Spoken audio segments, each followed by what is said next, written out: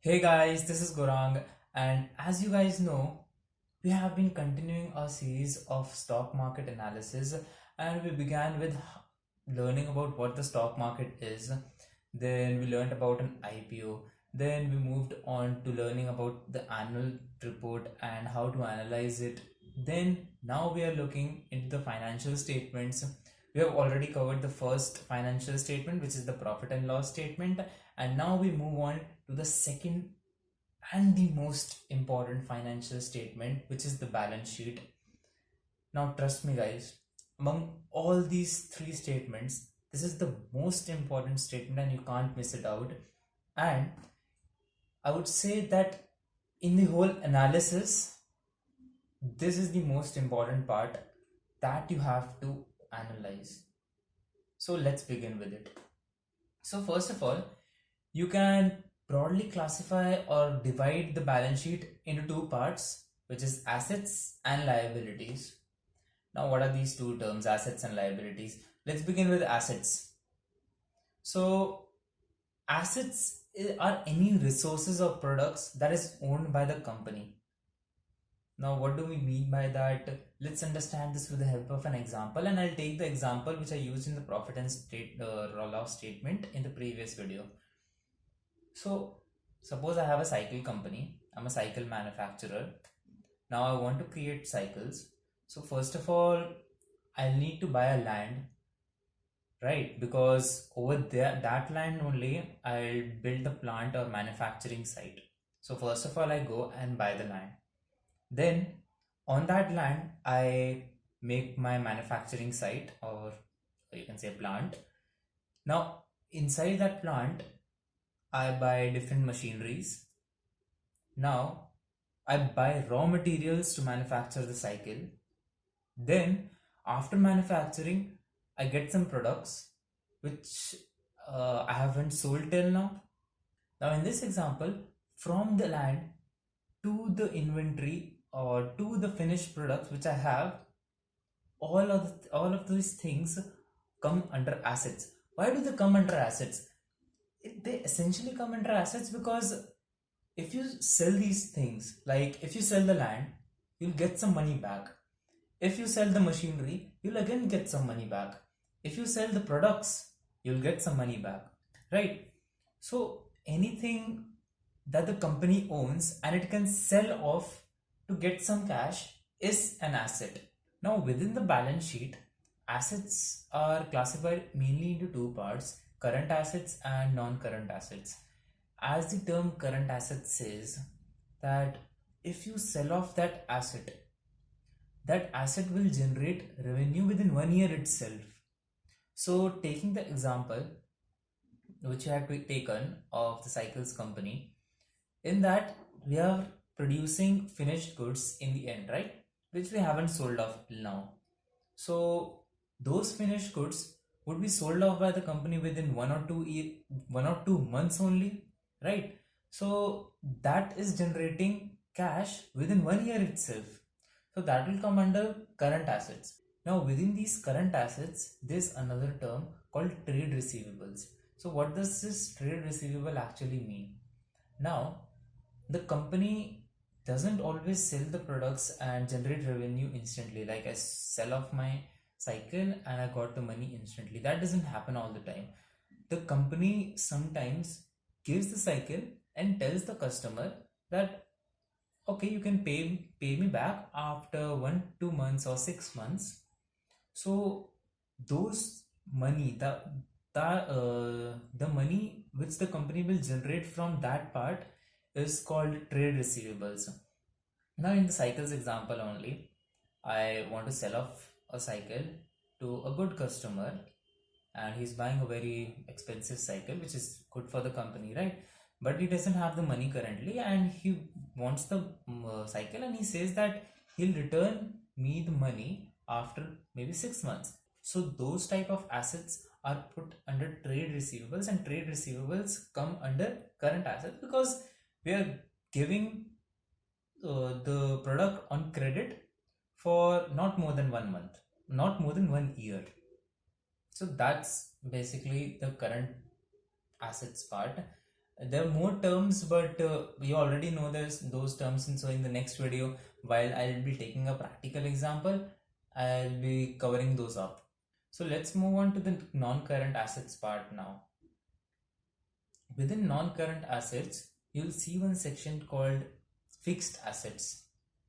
So what these fixed assets actually mean is that non-current assets are already those long-term assets which the company plans to hold on to, but these fixed assets represent those type of assets which the company plans to retain for an even longer time. Like, they don't plan to sell it off anytime in the future. They want to retain it as long as the company is running. Like, for example, land, the properties, along with the machines that the company is having, they don't want to sell it. Why would they want to sell it if they're producing their finished products by them, right? So these type of things will come under fixed assets. But within fixed assets also, there are two classifications: tangible assets and intangible assets. The land, property, machinery examples which I have taken, you can all see them, you can all touch them, right? So all these assets or resources which you can touch, you can feel, all these things will come under tangible assets. Now these are not the only assets that the company has. The company has some other assets which they can't touch, they can't feel, but they are very important for the company strategically and competitively. Take for example, in a pharmaceutical company, there's a company A, simple name, company A, and they invent some drug, right? Now what happens is, in the pharmaceutical industry, that whenever a company makes a drug, it gets a patent for around 10 to 15 years, which is a very long time, right? Now, if that company has patent, that means the knowledge by which they created that product or the medicine is only with themselves. No other competitor or no other manufacturer has that same knowledge that they have. So those other companies, BCD, let's take for example, those other competitors, they can't produce the same medicines because they require that knowledge. So what the company can do, that is that they can sell their knowledge, they can share their knowledge with the competitors or some particular competitor and get money from them. So basically this is an asset which the company has. Or even if they don't sell it off, they can generate revenue just from this knowledge, because from this knowledge they are having a competitive advantage. No other company is selling that product, so people will only buy the products of this company if they get that specific disease, of course. So that is a different example, and this is called intangible assets. Now, one other term in the non-current assets are loans. Now you may think that why is loan under assets? Because don't we take loans from bank and then we have to prepay them back? So how are we actually generating money? It's not generating money, rather we have to pay more money. But I'm not talking about those loans. What I'm saying is that a company gives loan to someone else, maybe a startup or any other customer or anyone else, and they expect a payback from that company, startup, whatever, in the future. So that is also an asset, because they're giving them loan for the time being and they'll get payback with interest in the future. So that is also an asset, because that will generate revenue, right? So these are mainly the terms that are in current and non-current assets. So basically in assets itself, there are more terms in assets, but we have already discussed most of the terms, and in the next video I'll be covering them, as I told you. Then after assets, we move on to liabilities. Liabilities is exactly the opposite of assets. In assets, we learned that anything that the company owns which will generate revenue for the company, whereas liabilities is anything that the company owes or anything that the company has which basically drains their cash away. So that is what liabilities mean. Now Within liabilities also you can categorize into two parts: current liabilities, non-current liabilities. Same again, liabilities which are standing for less than 1 year will come under current liabilities, and the rest liabilities which are for more than 1 year will come under non-current liabilities. Now within current liabilities you will find the term trade payables. Doesn't it look familiar to the term trade receivables, right? So actually it's exactly the opposite. So trade receivable meant that you give a customer a product and expect a return in the near future, right?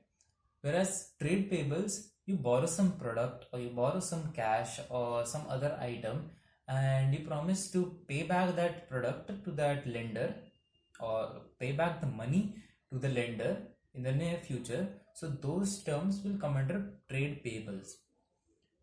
Great. Now this is basically the term. The other terms which will come under current liabilities would be short-term loans, short-term provisions, which I'll cover again in the next video. Then moving on to the next part, which is non-current liabilities, you'll find loan is the most important part which you have to look in the balance sheet. I mean, one of the most important part, not exactly the most important part, because it will tell you, even if the company has a lot of cash but it has more loan than the amount of cash that the company has, that is a bad sign for the company, of course. And from here only you'll get to know how much loan that the company is having. That means more the loan, bad it is for the company.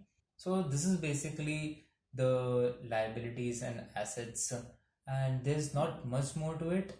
Whatever there is, whatever the analysis we'll have to do, we'll learn about that in the in the upcoming videos. So there's one interesting thing which I'd like to tell you about in the balance sheet. Now, the balance sheet, as you can take from the word balance sheet, that means it has some sort of balance, right? So what happens in a balance sheet is that you'll have some assets, you'll have these liabilities. If you subtract liabilities from assets, that means assets minus liabilities, you'll get a term which is called equity. Now what comes under that equity term? So remember in the IPO video, I told you whenever a company gets listed on the share market or on the stock exchange, it issues shares to the public in return to get money from the public. Now the money that the company generates during that IPO comes under equity. Let's say for example, the company did an IPO of 10 rupees per share and they issued 100 shares. That's not a real life example, but yeah, take it as a hypothetical scenario. So the total money that the company will get is 10 into 100, right? That is 1000 rupees. So those 1000 rupees will come under the equity section. But that is not all inside the equity. There are some few terms also, and important terms. Now, as you guys know, that a company would be generating cash flows every year constantly, right? So let's take for example, a company generates 100 crore rupees this particular year, and from those 100 crore rupees, it will have some expenditures, like it will want to invest in technology, maybe 10 crores in technology, 10 crores to buy some products or other raw materials and all, 10 crores in other things and all this, and in the end it has 50 crore rupees with itself. Now with this 50 crore rupees, it has two options. Either they can keep all the money with themselves, or they can pay their shareholders. That means you and I, the public, yes. So let's take for example, the company decides to pay 20 crores to its shareholders, and the company has 2 crores in shares, 2 crore shares basically. Now every shareholder will get 20 crore by 2 crore, which is 10 rupees, right? Now, this 10 rupees that every shareholder is getting is called dividends, which the company pays off if it decides to, basically. And in this example, which we have taken, we took out 30 crores for the shareholders. Now we have remaining 30 crore rupees, right? These 30 crore rupees, the company will have some plans in the future, or the company would want to keep some extra cash with itself, because you never know what will happen in the future. There might be some calamity or something like that, and to cover up its losses, it will need some that amount of surplus, that reserve that they must have. So all this 30 crore rupees, they'll put it under general reserves and surplus, which comes under equity. You get my point? So within equity, the first point was the cash generated, the money generated from the IPO, initial public offering, from the shareholders. And the second would be the general reserves and surplus, which the company plans to keep for the future, right? Now I know this is a lot, so let's just summarize all that we have learned in this video. So starting from the beginning, assets and liabilities. Assets, anything that the company owns and which can generate revenue for it. Liabilities, which the company owes, or something that extracts money out from the company. Now within assets, we saw current assets, current non-current assets. Within current assets, we saw inventories and trade payables. Within non-current assets, we saw loans, we saw fixed assets, tangible and intangible assets, right? Tangible, land, property, all that. Intangible, patents, human intelligence, basically, all that. And within liabilities, we saw current liabilities, non-current liabilities. Within current liabilities, we saw trade payables. Within non-current liabilities, we saw long-term loans which the company has, from where you can even make a good judgment about the financial position of a company.